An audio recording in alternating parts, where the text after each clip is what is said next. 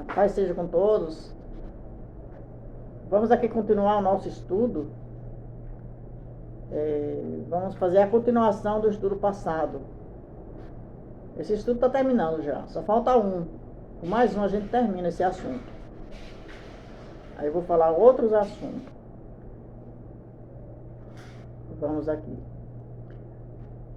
Logo que se abriram os livros, o olhar de Jesus incide sobre os ímpios. Ele se torna cônscio de todo o pecado cometido. Vê exatamente onde seus pés se desviaram do caminho da pureza. Santidade, precisamente, da pureza e santidade. Precisamente até onde o orgulho e a rebelião os levaram na violação da lei de Deus. A sedutora tentação que colocaram na condescendência com o pecado, as bênçãos pervertidas, as mensagens de Deus desprezadas e as advertências rejeitadas. Muitas das vezes as pessoas rejeitam a mensagem. Muitas das vezes rejeitam as mensagens de Deus, não sabendo que Deus vai cobrar um dia. Nesse dia vai ver aqui, ó, as mensagens desprezadas, a mensagem rejeitada. Então nada vai passar impune diante de Deus. Nós precisamos conhecer Deus, nós precisamos se conhecer, para que nós possamos se libertar disso aqui. Ele diz assim, ó.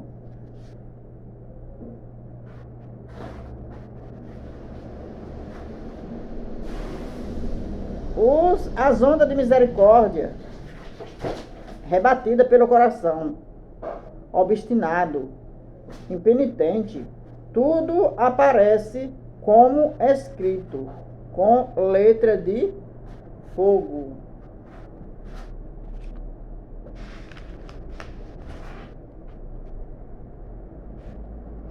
Por sobre o trono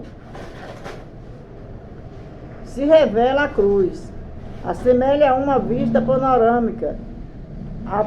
Aparece a cena da tentação, a queda de Adão e os passos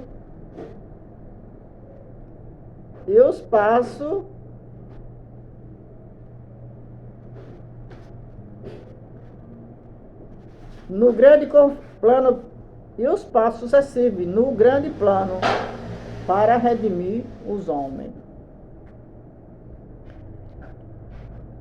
O humilde nascimento do Salvador, sua infância, obediência, seu batismo no Jordão, o jejum, a tentação no deserto, seu ministério público. Então, a Bíblia toda fala do pecado, de Gênesis e Apocalipse. Só que aqui, nesse estudo, está falando das consequências do pecado.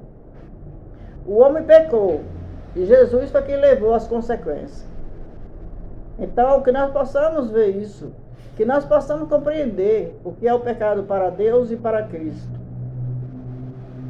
Até onde as consequências do pecado foram. E diz assim, ó. Desvendando aos homens os mais preciosas bênçãos dos céus, os dias repletos de atos de amor e misericórdia, suas noites de oração, a vigília na solidão das montanhas, os tramas de inveja e ódio e maldade com que era retribuído, o seu sacrifício e agonia no Getsêmani, sobre o peso dos pecados do mundo, sua traição nas mãos da turba assassina, os tremendos acontecimentos daquela noite de horror.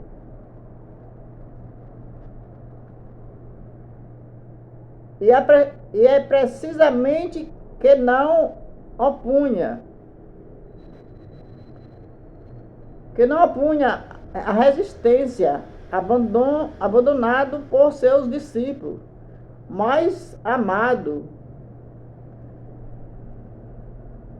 rudemente empurrado pelas ruas de Jerusalém, o Filho de Deus, exibido perante Anás.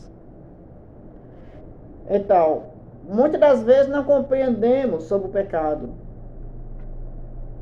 Mas, se você analisar aqui as consequências do pecado sobre Cristo, você vai ver como o pecado é cruel. Você vai ver como o pecado é mau para nós e para Deus.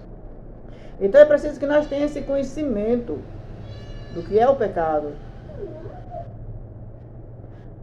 Se nós não tivermos o conhecimento, não tem condições de nós se salvar.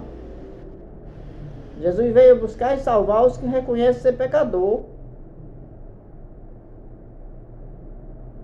Ele diz assim, ó, citado ao palácio do sumo sacerdote, ao tribunal de Pilatos, perante ao governador cruel Herodes, escarnecendo, insultando e condenando à morte, tudo vividamente esboçado. Então tudo isso vai ser esboçado nesse dia. E agora, perante a multidão agitada, revela-se as cenas finais. O paciente sofredor trilha o caminho do Calvário. O príncipe do céu, suspenso numa cruz. Os últimos sacrifícios. Os altivos sacerdotes, plebe, zombaram e escarneceram de sua agonia mortal. As trevas sobrenaturais.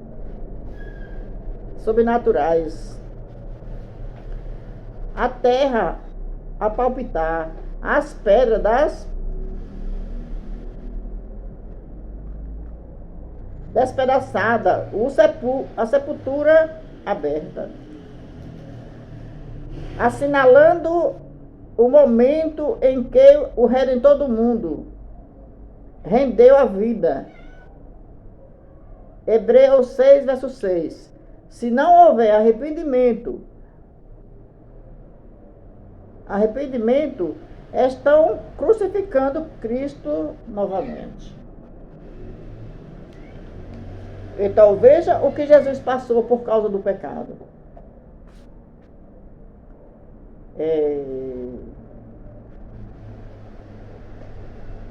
Então, estamos aqui falando sobre o sacrifício de Jesus para salvar o homem.